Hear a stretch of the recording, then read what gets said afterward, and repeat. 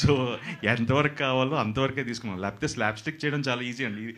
ఈ complicated point కాకుండా సామాజిక వర్గం లాగా కొంచెం సింపుల్గా ఉంటే ఐ థింక్ ఇంకా ఎక్కువ నవ్వించే ఆస్కారం ఉండేదేమో. ఈ జర్నీలో వెంకీ కెపాసిటీ క్యాపబిలిటీ మీకు అర్థమై ఉంటుంది. నెక్స్ట్ సినిమా కూడా ఏం లాక్ చేస్తారా? యాక్చువల్గా ఫస్ట్ దీనికంటే ముందు రాసిన ఇంకో కథ ఉందండి, అది చేయాలి మేము ఇద్దరం. And that is also a love story. But ఏంటి అంటే we enjoyed writing that script.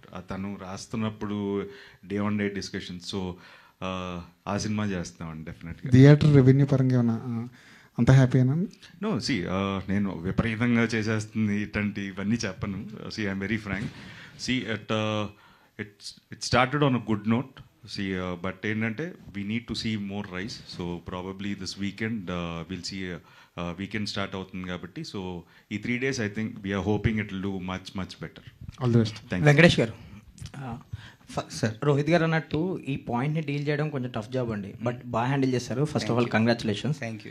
And ఈ సినిమాకి వచ్చేసరికి ఈ మధ్యకాలంలో సత్య కామెడీని కొంతవరకే వాడుకున్నారు కొంతమంది దర్శకులు కూడా, ఫస్ట్ హాఫ్ వరకు లేదంటే అంటే త్రూ అవుట్ వాడుకోలేదు తనని. ఈ సినిమా వరకు మీరు త్రూ అవుట్ వాడుకున్నారు, హిలేరియస్గా నవ్వించారు ఆ క్యారెక్టర్తో.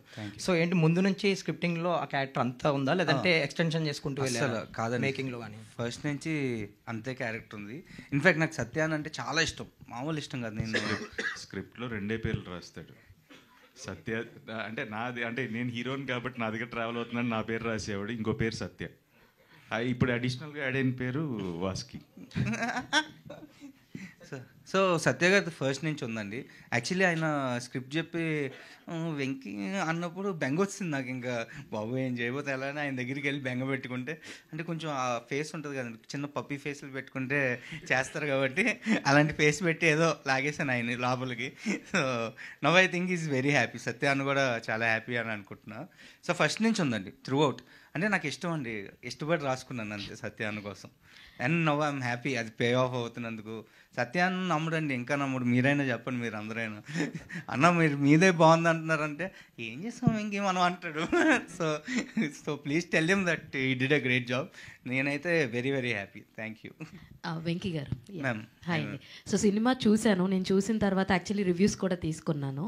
మీరు చేసిన స్టోరీ కానీ మీరు చేసిన కృషి కానీ ఎలా రిజల్ట్ వచ్చింది ఏంటి అన్నది ఒక ఆవిడ రివ్యూ నాకు చెప్పారనమాట. ఏంటంటే ఆవిడ చాలా ఏజ్డ్, అలాంటి వాళ్ళు ఈ కాన్సెప్ట్ తీసుకుంటారా లేదా అని నాకు ఒక డౌట్ ఉండే అనమాట. ఆవిడని అడగంగానే చాలా బాగా నచ్చిందమ్మా, నాకు చాలా బాగా నచ్చింది, అలా భలే ఆలోచించారు అసలు డైరెక్టరు. ఈ సినిమా అన్ని ఏజ్ వాళ్ళు చూడొచ్చు, యూత్ చూడొచ్చు, మేము చూడొచ్చు, పేరెంట్స్ మేము తెలుసుకోవచ్చు, అండ్ యంగ్ వాళ్ళు చూడొచ్చు. ఇప్పుడున్న జనరేషన్కి కరెక్ట్గా ఇలాంటి స్టోరీ సూట్ అవుద్ది అన్నప్పుడే ఓకే వెంకటేష్ గారు మార్కులు వేసుకున్నారనమాట అని చెప్పి నాకైతే అనిపించింది. First of all congratulations for that. Thank you so much అండి. అయితే ఈ థిన్ లైన్ ఏదైతే ఉందో అందరూ చెప్తూనే ఉన్నారు కదండి, కాస్త అటు ఇటు అవుతుందేమో అని చెప్పి చాలాసార్లు చూసినంతసేపు ఏమన్నా కొంచెం అటు ఇటు అవుద్దని మేము చాలాసార్లు అనుకున్నాం. What is your personal note, అంటే కరెక్షన్స్ ఎన్నిసార్లు చేశారు ఈ లైనప్లో? యాక్చువల్లీ అంటే ఒక్కటి మాత్రం ఫస్ట్ నేను ఒక్కరినే నమ్మానండి ఈ లైన్ని. మా ఫ్రెండ్స్ కూడా ఒక ఇద్దరు ఉన్నారు, సాయి కిను అని, వాళ్ళిద్దరు నమ్మారు.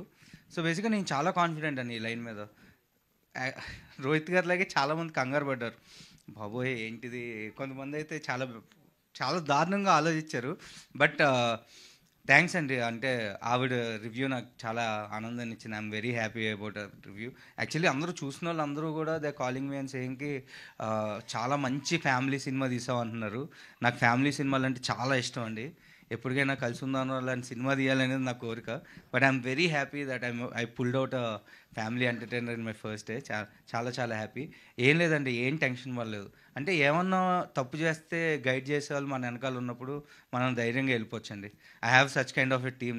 మా సంతోష్ అన్న కానీ, రోహిత్ గారు కానీ, ఆల్ యాక్చువల్లీ షూట్ చేసినప్పుడు వీళ్ళందరూ కూడా చిన్న తప్పు చేయబోతున్నానని డౌట్ వచ్చినా వచ్చేవాళ్ళు వీళ్ళందరూ అని. సో అలాంటి టీం ఉన్నప్పుడు మనం ఏం ఆలోచించక్కర్లేదండి, హ్యాపీగా వెళ్ళిపోవచ్చు అంతే. ఆల్ ది వెరీ బెస్ట్ అండి. వితి గారు, Rohit so yeah hi, first of all congratulations for the success. So ఎవరితో వర్క్ చేయడం చాలా హార్డ్ అనిపించింది, విత్ శ్రీదేవి గారు ఆర్ విత్ రోహిత్ గారు?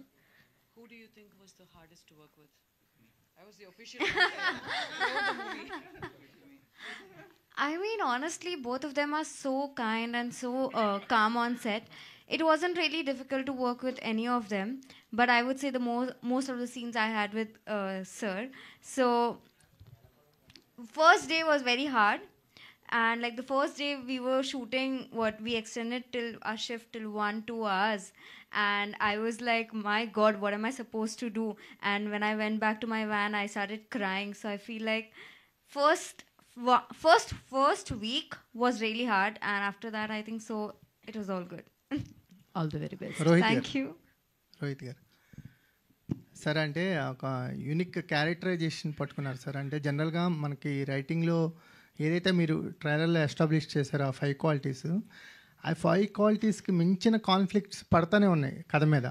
ఇది ఎలాగో డైల్యూట్ అయిపోద్దేమో అనుకున్నాం, కానీ ఆ క్వాలిటీస్ దగ్గర ఒక ట్విస్ట్ చేశారు చూడండి, మైండ్ బ్లోయింగ్. అక్కడి నుంచి కథ మాకు చాలా సుపీరియర్గా అనిపించింది. సో ఆ క్యారెక్టరైజేషన్కి అంత ట్రూత్ఫుల్గా ఉంటాం, మాకు ఆ క్వాలిటీస్కి మించిన కాన్ఫ్లిక్ట్స్ పడుతున్నాయి కదా, ఇది ఎలాగో పక్కదారి పట్టిద్దేమో అనుకున్నాం, కానీ అక్కడి నుంచి మళ్ళీ కొత్త కాన్ఫ్లిక్ట్ రైజ్ చేశారు. దట్ ఈస్ ద బ్యూటిఫుల్ అనిపించింది అండి మాకు సినిమా చూస్తున్నప్పుడు. ఫస్ట్ థ్యాంక్ యూ అండి, ఇలాంటివి గమనించినందుకు ఇంకా థ్యాంక్స్. వీ వాంటెడ్, ఏదైతే కథలో మీరు క్యారెక్టర్స్ తీసుకోవచ్చు, ఏది తీసుకున్నా ప్రతిదానికి ఒక రౌండ్ ఆఫ్ ఉంటుందండి. ఆఖరికి ఆ 5 క్వాలిటీస్ అనేది అంత ఎస్టాబ్లిష్ చేయడానికి కారణం కూడా అదే. బేసిక్గా ఏంటి అంటే, నేను కొన్ని ఇంటర్వ్యూస్లో కూడా చెప్పాను, ఏంటి అంటే ఇవాళ ఉన్నట్టు మనం ఇంకో సంవత్సరం తర్వాత ఆ క్వాలిటీస్ ఉండవు మనలో. సో మారుతూనే ఉంటాం, we evolve as a person. So